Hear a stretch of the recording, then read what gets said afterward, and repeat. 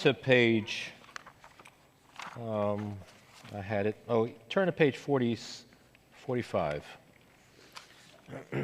46. I'm going to preview this now. I'm just going to pass over it fairly quickly, but based on our interactions, I think it'll be helpful.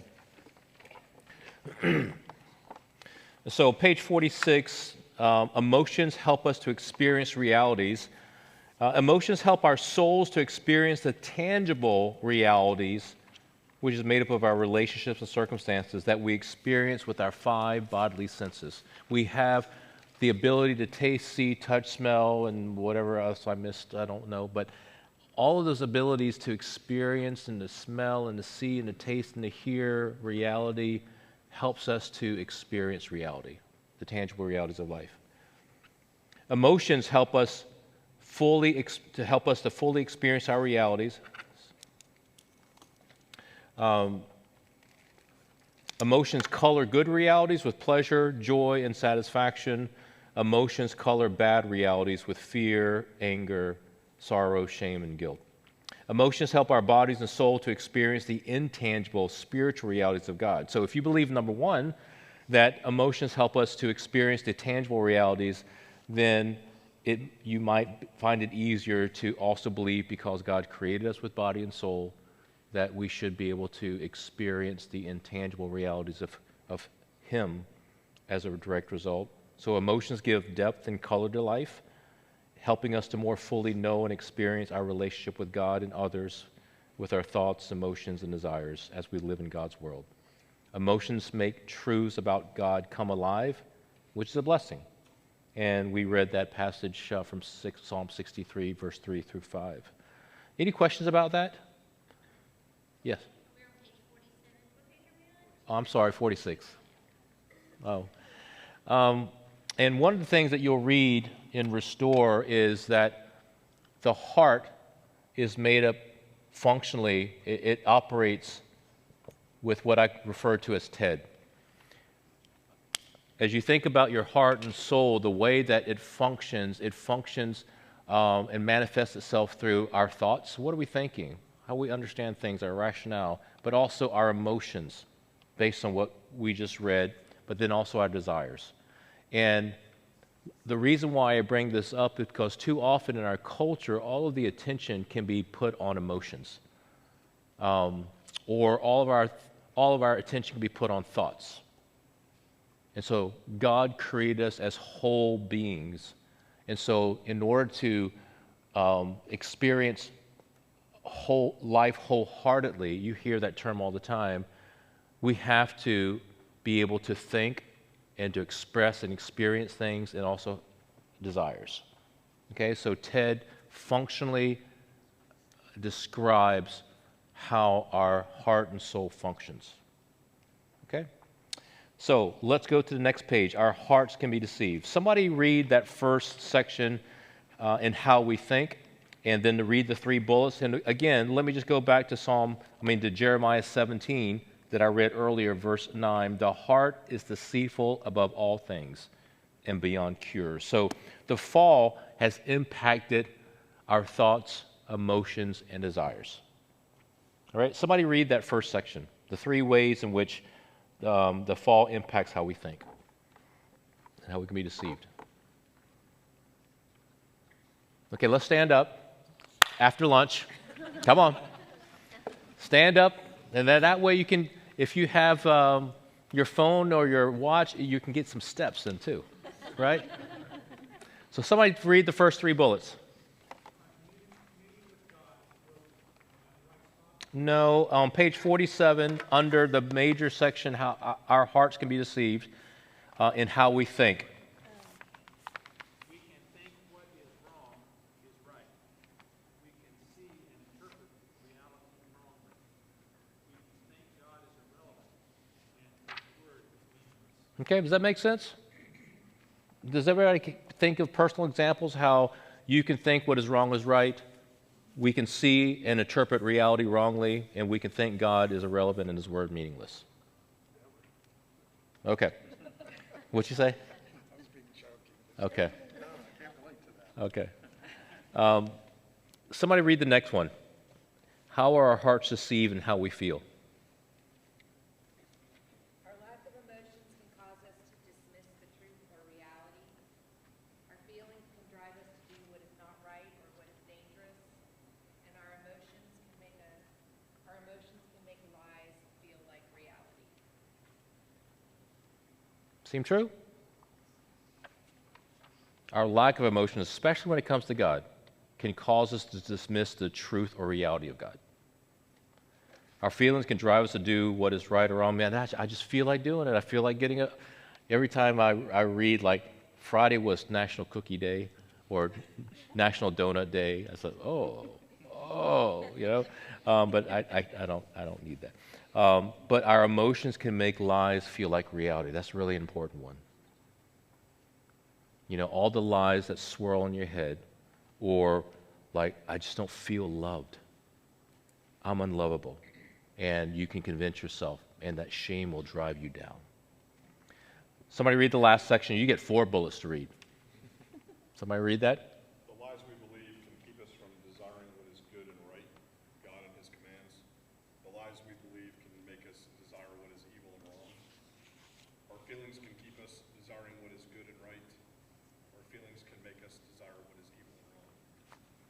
I think everybody can relate to that, right? Okay. Any questions about that? Yeah. I'm sorry, I can't. I didn't hear you. She just laid down the gauntlet. He goes, what does this mean? And I said, I don't know. So I said, ask him. There you go. We need to go through re-engage again. So I was just saying, for those of us who lack emotions, our lack of emotions can cause us to dismiss truth and reality. Can you give us an example? Yeah.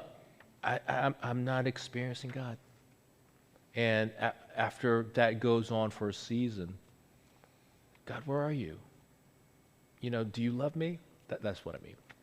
You know, if I'm not experiencing that nearness of God and the goodness of God and the sweetness of God, after a while, I begin to question all those things about God. Okay, good. Thanks for asking the question. Terry. That's right. Any other questions? The fall impacts everything about us, our bodies and soul. Okay, let's turn to page 48. How do emotions impact faith? Okay, Hebrews 11:1. Now faith is confidence in what we hope for and assurance about what we do not see.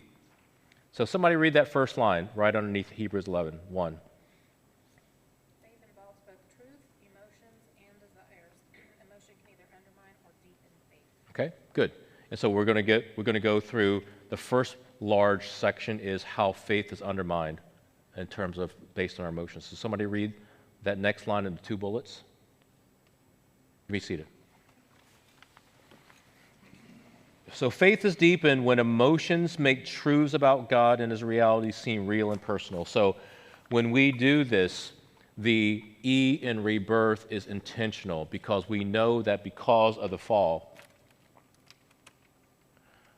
we know that the fall has impacted our emotions, our thoughts and the desires.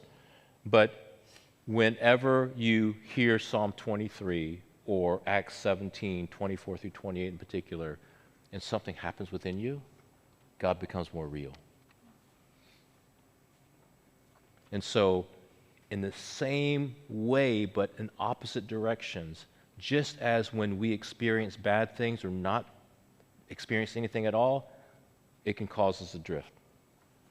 But when we experience the goodness of the Lord and the peace of God and joy of God, what does it do? It draws us nearer to God. So that's why it's important to be able to experience God. Otherwise, we're just going to be really heady. And the way that's described, we can have fat heads and little hearts. I can tell you what I believe, but when that happens, it impacts how we relate to people and namely how we relate to God.